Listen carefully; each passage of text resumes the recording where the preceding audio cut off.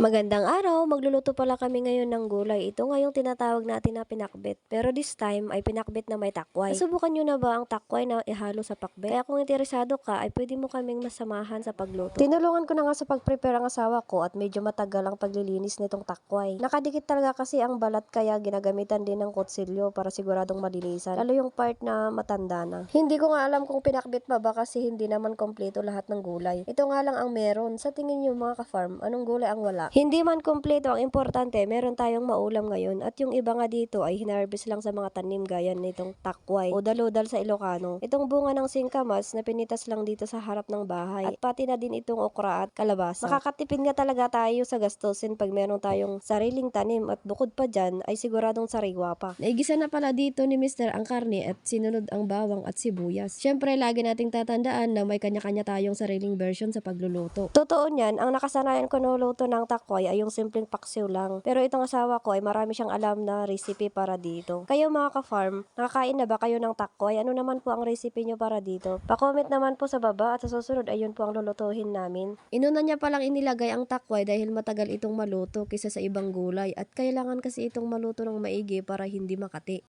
At nung pwede na ay isinunod na niya itong bunga ng singkamas. Matanong ko lang sa inyo mga ka-farm, meron na bang bunga ng singkamas sa inyo ngayon? Sabi kasi ng isang commenters ko na buti daw ako, namunga na ang tanim kong singkamas. Yung tanim niya daw kasi ay hindi pa namulaklak. Gusto nga din daw niya na mag-ulam pero wala pa daw mabili sa kanilang palengke.